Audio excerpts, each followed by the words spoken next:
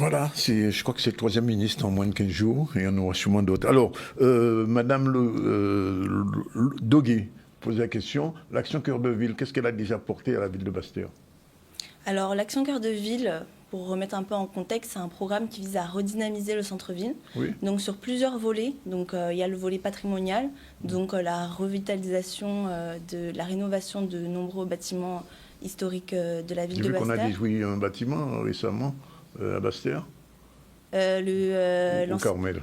Au Carmel? Oui, oui, on a détruit. C'est un projet de résidence étudiante. Projet de ville, oui, oui, bien sûr. C'est ça, pour favoriser les logements étudiants pour des étudiants. Oui. Et Cœur de Ville, quel est le programme pour 2025-2026? Je ne sais pas combien d'années vous fonctionnez. Le programme se termine en fait en 2026. Donc après, on ne sait pas encore si l'État va relancer ce programme. Mais en tout cas, là, pour la ville de Basse-Terre, on a de nombreux projets d'un point de vue urbanistique. Donc la requalification de rues, donc ça avait été un projet qui avait déjà été initié, notamment la rue de la République qui a été terminée. On a la rue Baudot également, qu'on est en train de réaliser les études. Il y a des projets également Les sur... trottoirs vont être refaits? Comment? Les trottoirs aussi vont être refaits? Les trottoirs, oui, bien sûr, c'est l'intérêt. Oui. Pour favoriser l'accessibilité des différents lieux dans la ville, pour les personnes à mobilité réduite, les personnes âgées et toute personne souhaitant se balader dans le centre-ville de la ville. Alors, la ville de Basse-Terre a lancé le projet OPA RU. Alors, qu'est-ce que ça apporte quand même, belle case Basse-Terre? Est-ce qu'il y aura des belles cases à Basse-Terre, justement? L'opération programmée d'amélioration de l'habitat, ça vise à aider en fait les propriétaires dans un périmètre délimité. Donc on a réalisé l'étude en 2023 et là du coup on a un périmètre où on accompagne gratuitement les propriétaires pour obtenir des subventions. Merci encore aux partenaires de la Convention pour obtenir des subventions et réhabiliter leur logement. Donc oui, on espère que les objectifs de ce programme seront réalisés. Et on a missionné le groupement CEMAG Urbis justement pour... avec CEMAG tout à l'heure, oui. C'est ça, pour ça. Et on a inauguré la Casa Projet, donc le 2 avril dernier. Oui, oui. Pour accueillir, c'est un lieu vraiment destiné à accueillir les habitants qui souhaiteraient se renseigner, obtenir des informations et commencer à monter leur projet de demande de subvention. Alors il y a quand même une particularité, avant de passer la parole à Madame de Gall, c'est que d'un côté, Basse-Terre a besoin de se moderniser, mais en même temps, il faut préserver le patrimoine. Les deux ne sont pas contradictoires. Oui. Non, j'imagine que ce n'est pas contradictoire, justement. C'est ça. Enfin, quand on se balade dans le centre-ville de Basse-Terre, on est une ville d'art et d'histoire. Donc, en fait, il y a différents types d'architecture dans le centre-ville qu'il faut préserver et valoriser. Donc, ce programme vise vraiment à accompagner les propriétaires dans cette démarche. Et la modernisation aussi, ça passe par l'adaptabilité des logements aux problématiques d'aujourd'hui. Oui. Donc, on se rend bien compte que la plupart des habitants sur le territoire sont des personnes âgées. Donc, c'est comment leur permettre de vivre dans ces logements rénovés et vivre confortablement. Donc, c'est améliorer les salles de bain, les cuisines, les accès, quoi. Donc, les deux ne sont pas contradictoires. Il y a un quartier que je connais bien, le quartier du Bas-du-Bourg, il va être un petit peu bien sûr, oui, c'est un quartier fort qu'on porte avec M. Attala, les élus. C'est dans les volontés de la ville de Basse-Terre, effectivement. Il y a plusieurs projets. Donc, il y a l'ancien cinéma Tivoli qui a été démoli. Ah, quand même, oui. Qui a été démoli et qui viserait à y installer une maison des solidarités en fait, pour y accueillir différents services d'accueil pour ces personnes-là. Il y a également un projet qui vise à s'implanter, la maison de santé pluridisciplinaire, dans ce quartier. Et on repense, en fait, c'est un travail de fond qu'on fait pour identifier les différentes friches et parcelles vacantes sur cette partie de la ville pour accompagner la revitalisation urbaine. Bien, c'est un bon projet, en fait, c'est à suivre. J'ai eu une prochaine question tout à l'heure à vous poser, mais je me tourne vers Mme Le Gall-Silnagan. Comment la CEMAG intervient dans ces projets? Alors aujourd'hui, la CEMAG, elle est missionnée donc, en partenariat avec Urbis. On a un groupement sur ce qu'on appelle un suivi animation de PRU. Alors c'est un jargon technique qui veut dire que sur une période de 5 ans, on doit accompagner les propriétaires privés qui souhaitent réhabiliter leur logement. Il y a un montant prévu Alors il y a des conditions diverses et variées pour aller chercher des subventions. Ça dépend si vous êtes propriétaire occupant ou si vous voulez louer votre logement. Et nous, si vous voulez, on est là pour un peu simplifier le parcours aux propriétaires avec un objectif de remise, on va dire, sur le marché de 200 logements sur 5 ans, ce qui n'est pas négligeable, sur un périmètre qui en compte environ 600. Oui. Et l'objectif phare, c'est d'intervenir sur l'habitat dégradé, Madame Doguet l'a dit. Oui.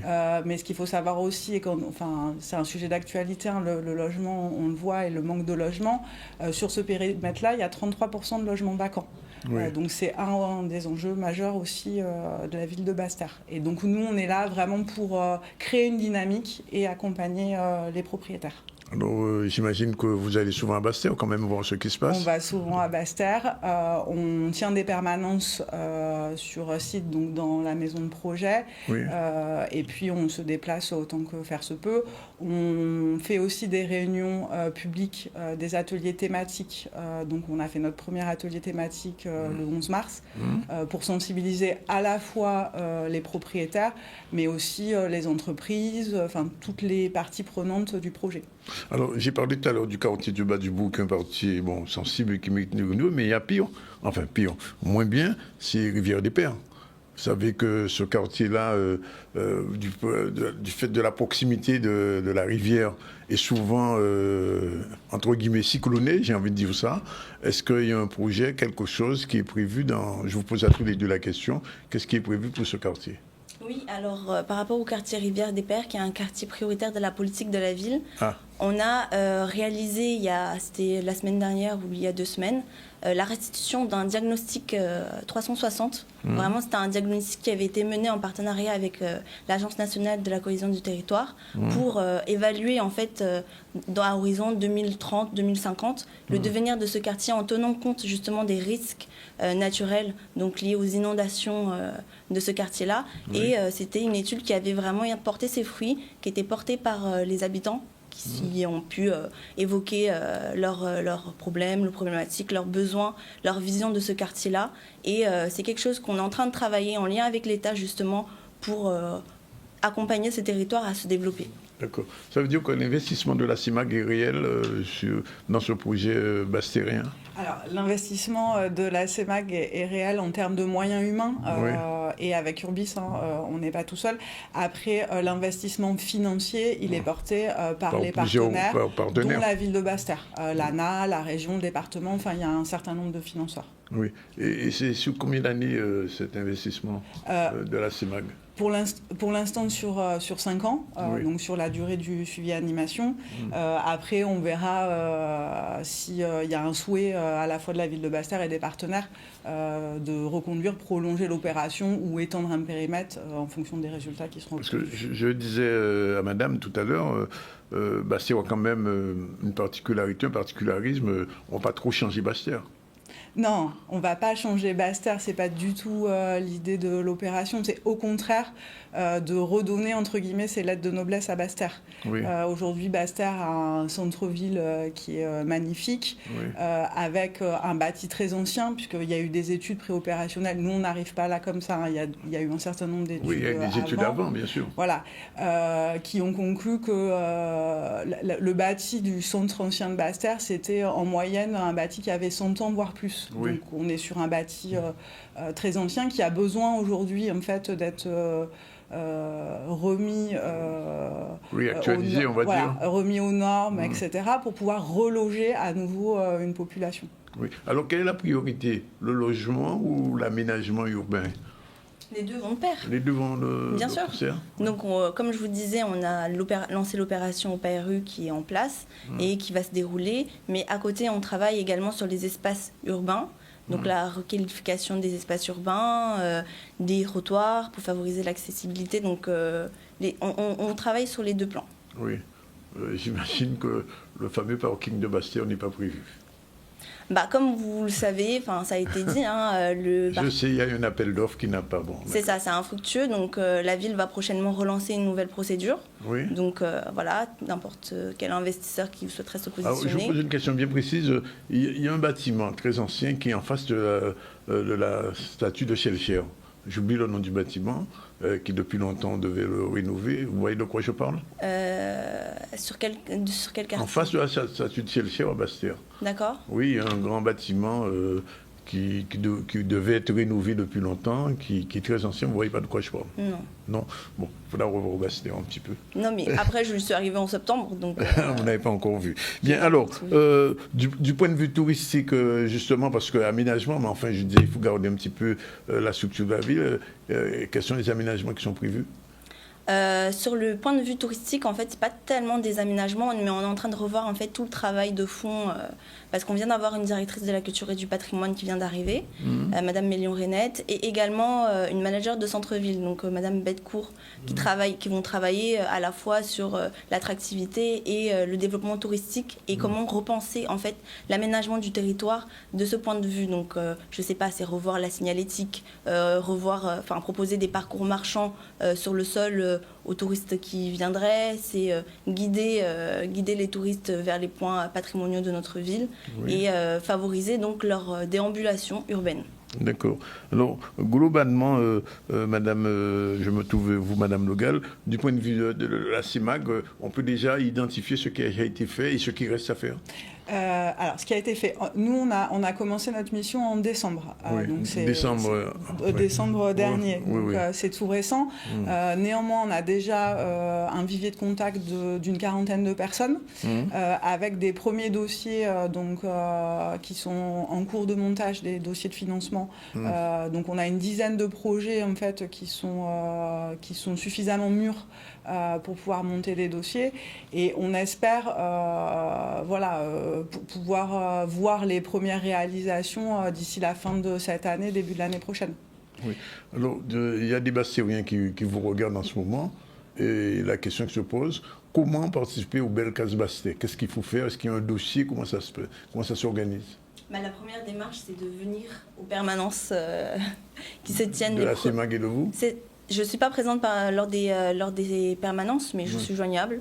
Mais l'équipe qui a été mise en place est vraiment là pour faire ce travail d'accueil dans un premier temps et de renseignement. Donc je les invite à venir aux permanences les premiers et derniers mercredis de chaque mois, de 9h à 13h, pour se questionner. Normalement aujourd'hui alors? Les premiers et derniers mercredis. On est le premier mercredi du mois. Du mois d'avril. Non, c'est le deuxième. C'était la semaine dernière. Ah, c'était la semaine dernière. Je suis en retard d'une semaine. Pas de souci. Mais... Et ils viennent à la mairie, à la permanence? Devant l'hôtel de ville. Vraiment, c'est devant l'hôtel de ville, aller d'état marinier. Et donc, aller aux permanences, se renseigner, poser des questions. Vraiment, l'équipe en charge. Il y a des dossiers à faire, j'imagine. Il y a un dossier à faire. Et ensuite, effectivement, on va demander selon le projet des pièces complémentaires, des renseignements sur les personnes qui viennent et les accompagner. La CIMAG est impliquée dans le Belles Cases Basse-Terre? Oui, complètement. Oui. C'est nous, en fait, c'est notre rôle de recevoir les gens, de leur expliquer le pourquoi du comment, de les aider dans la construction de leur projet, de les aider à monter leur dossier, de déposer leur dossier avec eux et ensuite de les aider à aller jusqu'à la fin. Le dossier, c'est pas un millefeuille, non? Alors, on va pas se mentir, on n'est pas là pour rien, parce que effectivement, il y a une complexité, ce qu'on appelle une ingénierie financière à aller chercher, c'est-à-dire qu'en fonction du type de travaux que vous voulez faire, vous avez droit à telle subvention et pas à une autre, et donc il y a un peu une gymnastique technique, et c'est bien pour ça qu'on est là. Maintenant, la précision, quel type de propriétaires sont concernés par cette opération Belles Cases Basse-Terre? Tout le monde, ou bien il y a des parties il faut être propriétaire, il faut avoir une maison de plus de 50 ans, enfin je vous pose la question. Alors, il faut être propriétaire, il ne faut pas que ça soit de la construction neuve, donc il faut que ça soit une maison existante ancienne, enfin de plus de 15 ans. Il faut être dans le périmètre de l'opération, si vous êtes hors périmètre malheureusement. Alors le périmètre il s'étend jusqu'à? Alors le périmètre c'est, on va dire, c'est le centre-ville très resserré autour. Le centre-ville, uniquement le centre-ville. Autour de l'hôtel de ville, Carmel. Oui, jusqu'au Carmel quand même? Oui. Baobab du Bourg. Si, il y a le bas du bourg aussi. C'est ça. Les bas du bourg, les Mornes, le centre-ville, ce qu'on appelle Simone, le haut du monde, là, oui. C'est ça. Et quartier Saint-François, Carmel. Carmel jusqu'au Fort d'Elgrès. Ah, jusqu'au Fort d'Elgrès, quand même. Bon, ça fait quand même un bon périmètre, quand même. Oui, ça fait un bon périmètre. Ouais. Et les gens commencent déjà à venir? Oui. Ça se passe bien, Madame Lagarde? Ça se passe très bien. On a des bons dossiers. Enfin, on a des projets de gens qui veulent réhabiliter leurs biens et le remettre en location, puisque c'est des biens vacants. Donc, ça répond complètement aux objectifs de l'opération. Bon, alors on résume donc le mercredi, premier mercredi ou le dernier mercredi, donc c'était pas aujourd'hui ni la semaine prochaine, c'est dans l'autre mercredi. Rendez-vous devant la mairie, il faut être dans le périmètre du centre-ville jusqu'au Carmel, ce qu'on appelle les Carmelos, et jusqu'au bas du bourg. En tout cas, c'est des choses qui sont, j'imagine, attendues. Alors, dernier point quand même, c'est vous que ça concerne, c'est la question économique quand même, parce que vous savez que depuis longtemps, on dit que Basse-Terre s'était endormi économiquement. Est-ce que dans ce projet Cœur de Ville, il y a une volonté de booster un petit peu l'aspect économique de la ville?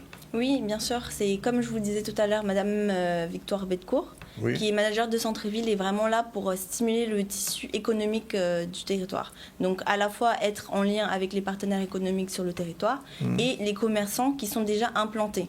Donc c'est les accompagner dans leurs difficultés. Est-ce qu'ils ont du mal à joindre, je ne sais pas moi, la Chambre des métiers des artisans, enfin, est-ce qu'ils ont besoin d'accompagnement autre, la communauté d'agglomération, etc. Et aussi on travaille sur les biens vacants qui sont dans le centre-ville pour voir comment on peut implanter de nouveaux investisseurs. D'accord. Voilà, ce qu'on appelle l'attractivité du territoire. Exactement. Bien, écoutez, je vous remercie. Merci à vous. De toutes les informations que vous avez portées aux Bastériens qui vous regardent et qui vous écoutent et qui seront contents dans 2 semaines de venir en tant que propriétaire voir un peu ce qui peut être fait. Merci, mesdames. Merci.